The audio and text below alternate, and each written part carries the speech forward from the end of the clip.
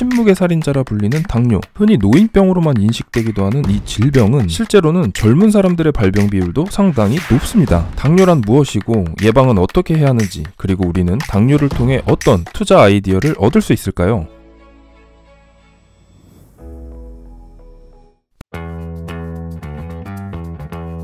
당뇨병이란 명칭은 소변으로 포도당이 배출된다고 해서 붙여진 것인데요. 우리 몸속의 혈액은 포도당을 글리코겐이란 성분으로 바꿔서 저장하거나 저장해둔 글리코겐을 포도당으로 변환해서 에너지원으로 활용하면서 혈액 속 당의 양을 일정 수준 범위 내에서 유지해야 활동에 문제가 없는데, 인슐린 문제로 혈당의 항성성이 무너지면서 당뇨병으로 이어지는 것이죠. 당뇨병의 대표적 현상 중 하나가 소변으로 포도당이 배출되는 것인데, 인슐린에 문제가 생겨서 혈액 속 포도당을 글리코겐으로 바꿔주지 못하게 되고 그대로 포도당이 혈액 속에 남게 되면서 발생하는 것이죠.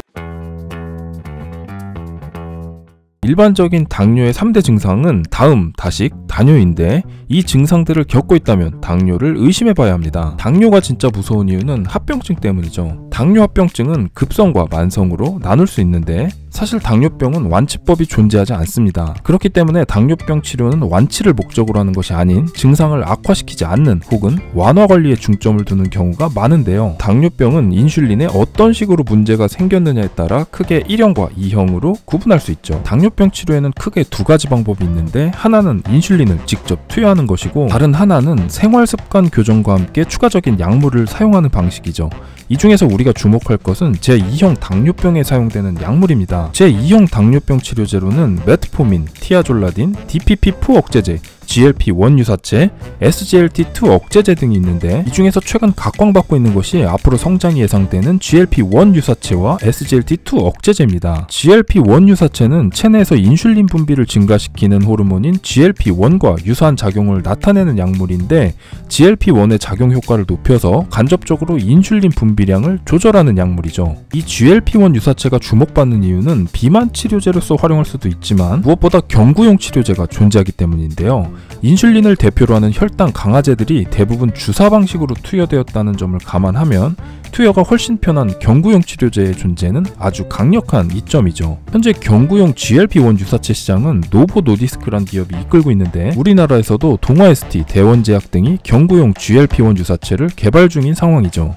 SGLT2 억제제는 다른 치료제 계열과는 다르게 호르몬 분비나 인슐린에 대한 반응과는 무관하다는 특징을 갖고 있는데요. 이는 신장 기능과 큰 관련이 있기 때문인데, 혈액이 신장으로 들어가 노폐물을 여과하는 과정에서 혈액 내 포도당의 재흡수가 발생하고, 이때 포도당 재흡수 통로로 사용되는 것이 바로 SGLT2 인자입니다.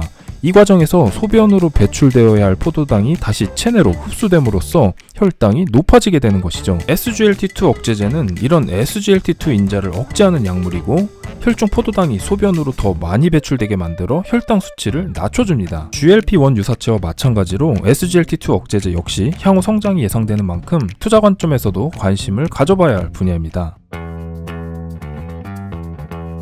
그렇다면 대한민국 주요 제약사들의 당뇨 치료제 개발 상황은 어떨까요?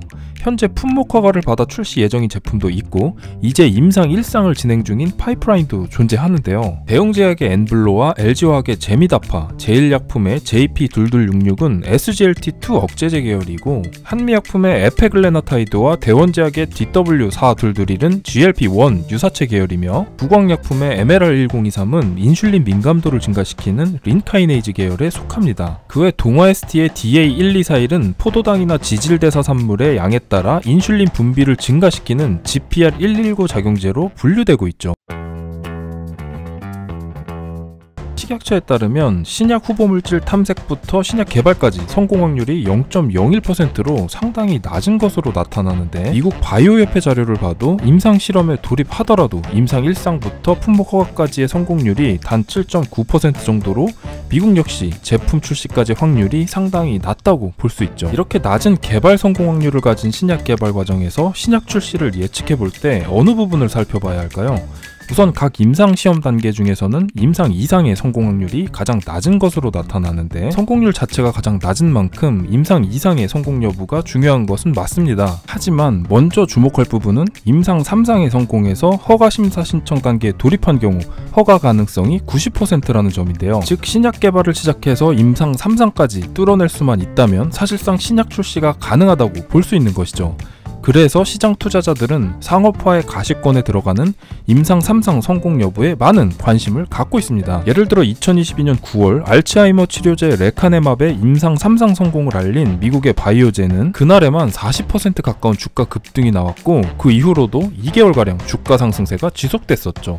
이런 걸 보면 국내 당뇨병 치료제 개발 기업의 주식의 경우도 임상 3상 시험에 성공한 경우에는 비슷한 모습을 기대해 볼 수 있지 않을까요? 다시 돌아와서 국내 주요 기업들의 당뇨병 치료제 파이프라인 개발 현황을 살펴보겠습니다. 현 시점에서 임상 3상까지 완료했지만 사노피에서 기술이 반환된 한미약품의 에페글레나타이드가 제품화로 이어질 수 있을지 여부가 주목받는 상황이고, 또 임상 2상을 진행 중인 한미약품의 HM15136, 대원제약의 DW42221, 부광약품의 MLR1023의 향후 임상시험 진행 상황 등이 당뇨병 치료제 관련 투자와 관련하여 당장 관심을 가져볼 만하다고 할 수 있습니다.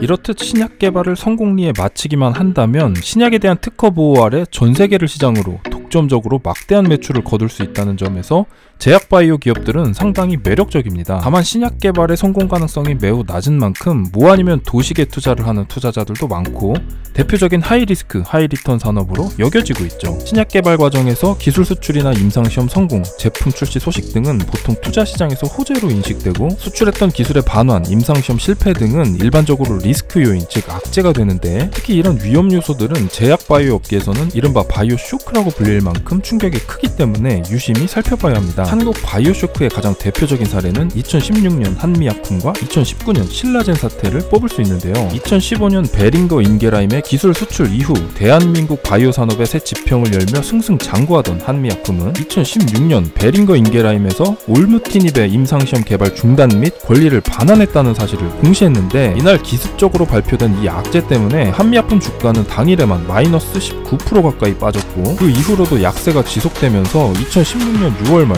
70만원을 넘던 주가가 2017년 1월에는 30만원 아래까지 폭락했죠. 한미약품의 경우 수출한 기술의 반환이 기업 가치의 악재로 작용한 케이스라면 신라젠은 더 극단적인 사례라고 할 수 있는데요. 2019년 8월 신라젠은 임상 3상 중인 팩사백의 시험 중단을 권고받았다는 내용의 공시를 하나 내놨습니다. 신라젠은 앞선 한미약품과는 달리 사실상 팩사백 연구개발 하나에만 올인한 바이오 기업이었고, 임상 3상 시험 중단 권고는 회사에 상당한 타격을 준 뉴스였죠. 그 이후 신라젠 주가는 3일 연속 하한가를 시작으로 급락을 계속하면서 2019년 5월 4만원 수준이었던 주가가 2019년 8월 말에는 9천원까지 떨어졌고, 이후 횡령 배임 등의 사건까지 터지면서 2020년 5월 이후로 최근인 2022년 10월 거래가 재개되기까지 오랜 기간 주식 거래가 정지된 바 있습니다. 이렇듯 바이오 기업들은 개발 중인 신약 파이프라인들의 진행 상황 등에 따라 투자자들이 아예 손을 쓸 수 없을 정도로 주가가 연일 급락할 수 있기 때문에 공시나 뉴스 플로우를 세심하게 점검하면서 기민하게 대응할 필요가 있습니다. 당뇨 치료제 분야에 관심 있으신 분들은 우리가 앞서 살펴봤던 국내 제약사들이 연구개발 중인 당뇨 치료제 신약 중에서 한미약품의 HM15136, 대원제약의 DW42221, 부광약품의 MLR1023 등을 눈여겨보시되, 성공적인 연구개발 진행 과정에서 나타나는 출시 기대감 등 호재에만 너무 집중하기보다는 과거 여러 바이오 쇼크 사례가 보여줬던 시험 중단 등 개발 실패 위험 요인들도 면밀히 체크하시면서 투자 성공 확률을 높이셨으면 좋겠습니다. 이상으로 일상에서 얻는 투자 아이디어 머니스테이션이었습니다. 머니스테이션은 투자자에게 힘이 되는 콘텐츠를 만듭니다. 오늘 영상이 유익했다면 좋아요와 구독을 눌러주세요. 시청해주셔서 감사합니다.